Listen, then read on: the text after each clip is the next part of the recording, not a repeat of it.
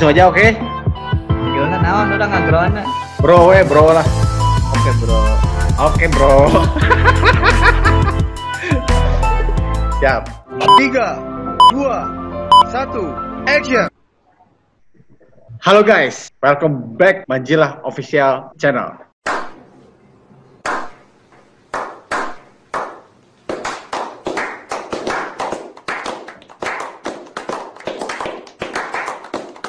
Kali ini gue bersama narasumber yang kebetulan memang dia seorang pengusaha muda sukses dan juga kebetulan dia sekarang lagi ada di UK. Jadi mau nggak mau gue mesti pakai Zoom nih buat wawancara si bro gue ini. Gini nih bro, sebelumnya pertanyaan nih buat lo. Banyak netizen gue yang nanya nih. Ya. Boleh tahu nggak sih siapa nama lu sebenarnya gitu? Nama asli sama nama panggilan ataupun nama palsu di dunia malam juga boleh, lu bebas. Nama asli gua Lucky Dana Arya. Itu sebetulnya ada artinya sih. Lucky itu sebetulnya nama bokap gua Untung. Jadi bahasa Inggrisnya kan Lucky kan. Nama nyokap itu Ana, jadi Dan Ana. Lucky Dana itu. Arya itu karena zodiak gua Aries. Gitu. Okay. Nah, kalau dipanggil sih biasanya Uuk. Artinya apa sih? Kok teman-teman lu bisa manggil nama Uuk gitu? Gue juga penasaran sebenarnya. Ya. Sebenarnya tuh dulu gua dipanggil di keluarga gua sama almarhum kakek gua itu Uuk karena gua waktu kecilnya badannya kecil, paling kecil di antara. Jadi gara-gara itulah ya, lu dipanggil ya, Uuk. Kayak Suuk. Jadilah sekarang bawa. Jadi sukses. Gitu. Amin. Oke, next. Nih ada juga beberapa netizen gua yang penasaran nih. Tempat sama tanggal lahir lu, bro, di mana? Lahir di Bandung. 23 Maret. Tahunnya, bro? Tahunnya itu di Google ada kayaknya. Tahun 86. 86 berarti kurang lebih sekarang umur 34 ya, bro ya? 34. Oke, siap. Mudah lah. Salut masih gua. milenial. Salut gua. Di umur yang masih muda tapi semangatnya udah sukses. Nah, pertanyaan ketiga nih, gue pengen tahu nih. Saat ini, lu punya usaha apa aja yang lagi lu jalanin nih? Oke, yang lagi dijalanin sekarang itu Matoa pasti itu yang utamanya. Terus ada second line jam tangan juga namanya Bono. Ada juga F&B itu gua ada Marase, dia makanan Nusantara gitu ya. Terus ada Mamayu. Ada juga yang paling baru itu si Jurnalisa Coffee. Jurnalisa Coffee. Gila lu banyak banget usahanya, bro. Banyak, lebih banyak.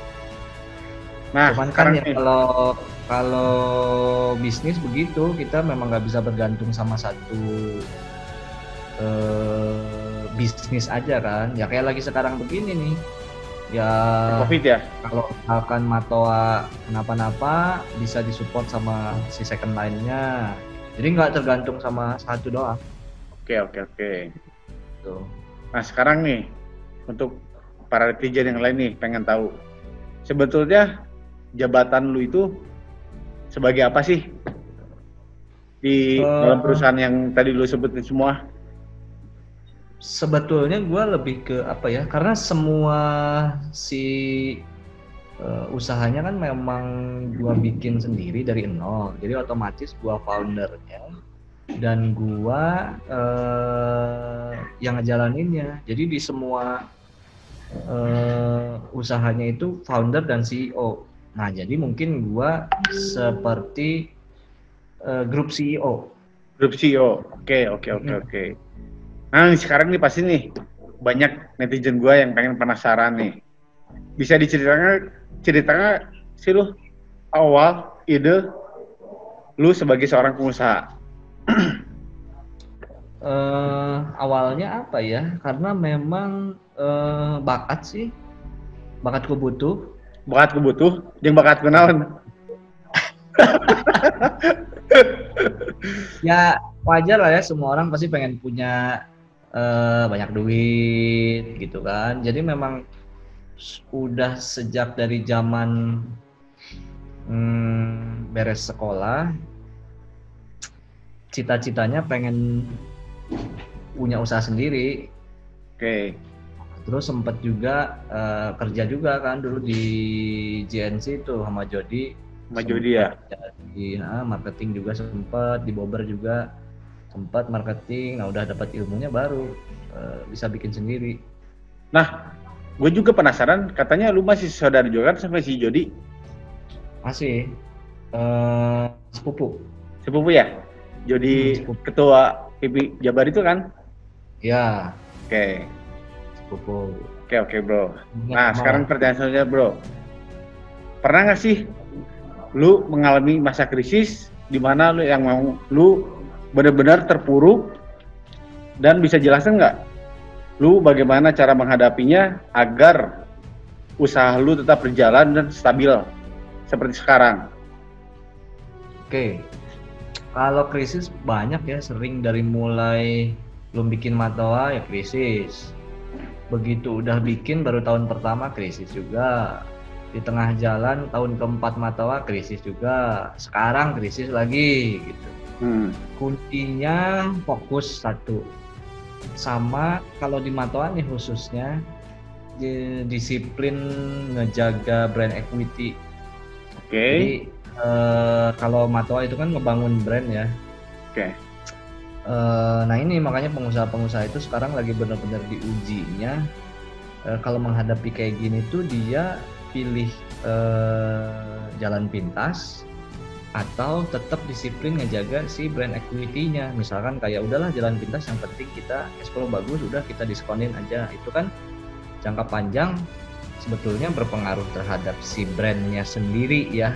Oke. Yang nanti mungkin COVID-nya masih sementara, tapi brandnya udah nggak ada karena rusak brandnya, karena kita nggak bisa ngejaga si brand equity-nya itu tadi gitu. Nah kuncinya sih menurut gua paling basic, fokus, disiplin, udah. Dengan Passion gimana? Passion juga. Kalau passion sejujurnya ya, gua sendiri sebetulnya bukan passion gua loh. Di bidangnya itu? Iya, bukan. Jadi lu terjerumus, dengan kalian lu terjerumus? Iya, sebetulnya. Tapi waktu sukses kan akhirnya kan? Ya amin lah, itu mah bonus aja gitu. Okay. Nah passion gua itu adalah nyenengin orang, senengnya. Oke, siap nih bro. Kan untuk nyenengin orang harus punya banyak duit ya. Betul bro, setuju gua bro. Iya, jadi sebetulnya untuk ngebikin kita milih mau bikin usaha apa itu, kalau gue kurang sependapat sih, harus sesuai dengan passion. Kenyataannya gue bukan passion gue. Tapi passionnya yang lebih umum lagi, gue sih pengennya nyenengin orang. Nah, untuk nyenengin orang harus punya banyak uang. Menurut gue sih driven utamanya itu. Jadi lebih ke tujuan hidup lu dan lu nyamannya seperti apa. Oke, siap. Thank you. Next question nih, bro. Jadi gini nih, bro. Banyak orang yang membutuhkan tips dan trik bagaimana sih menjadi seorang pengusaha yang sukses di era milenial ini. Bro, bisa nggak memberikan tips dan triknya itu untuk anak-anak muda zaman milenial sekarang? Nah, untuk jadi apa sih pengusaha sukses gitu ya? Ya, tips and triknya. Tips and triknya selalu ini yang paling selalu gua pakai ya. Selalu jangan berangkat dari misalkan nih saudara lu punya konveksi. Ya.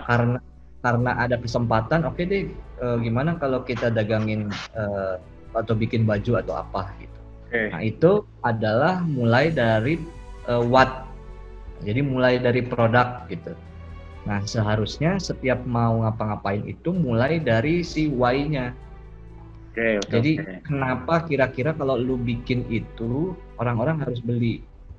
Nah, untuk bisa dapat si why-nya itu, ya lu harus mempelajari kira-kira yang dibutuhin sama konsumen apa. Oke, siap. Thank you, bro. Next ya. Banyak juga nih netizen gue yang penasaran. Bagaimana sih caranya lu memperkenalkan bisnis lu sekarang ke masyarakat luas? Instagram ya. Sampai sekarang dan sejak pertama, gue benar-benar pakai sosial media. Dan untungnya juga kalau Matoa itu pertama kali berdiri pas banget sama Instagram baru ada. Jadi sosmed emang sangat membantu kali ya? Sangat banget. Hampir dari semua bisnis gua itu benar-benar fokusnya di online. Cuma F&B doang yang memang dia perlu offline. Itu pun F&B bisa seperti sekarang ya karena sosial media. Sip. Next ya bro ya, pertanyaan berikutnya ya, biar penasaran ngabisin pesan netizen pertanyaan gua. Terus bagaimana sih caranya lu mempertahankan bisnis, usaha dan bisa diterima oleh masyarakat zaman milenial ini? Mempertahankannya ya.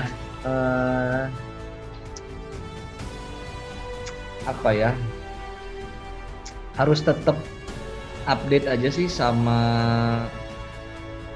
harus menyesuaikan dengan apa yang sedang apa yang sedang jadi tren di anak muda. Jangan sampai misalkan kayak kita targetnya anak muda tapi misalnya kita ngiklan di koran atau di rontok, di majalah yang mana anak muda udah nggak pada ngeliat gitu. Nah, tapi ada juga loh anak muda yang sering lihat kayak di lampu merah gitu iklannya. Ada tapi kan nggak banyak. Ada. Itu mungkin teman-teman aja itu mah. Oke. Next nih bro. Boleh nggak nih gua minta pesen-pesennya untuk para calon pengusaha muda di tanah air Indonesia ini? Pesen-pesennya, yang paling penting itu adalah buat anak-anak muda sebisa mungkin ya, jangan terlalu textbook lah gitu. Kayak terlalu basisnya teori. Nah, menurut gua soft skill sekarang lebih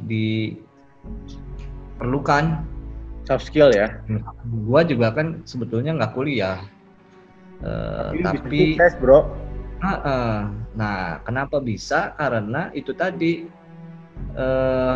disebutnya nih computational thinking nih. Cara berpikir seperti komputer ada. Nanti kalau mau diperdalam lagi, gua juga baru sadar ternyata yang gue lakukan tuh itu, jadi berpikir pakai logika aja. Oke bro. Nah, jadi pesan buat anak-anak muda itu tadi, sebisa mungkin jangan terlalu textbook, segala sesuatu itu balikin lagi aja ke logikanya. Kalau kita udah paham logikanya seperti apa, menurut gua sih masalah seperti apapun bisa kita beresin. Oke, sip. Netizen, jangan lupa subscribe, like, dan komen di channelnya Manzilah Official Channel. Oke.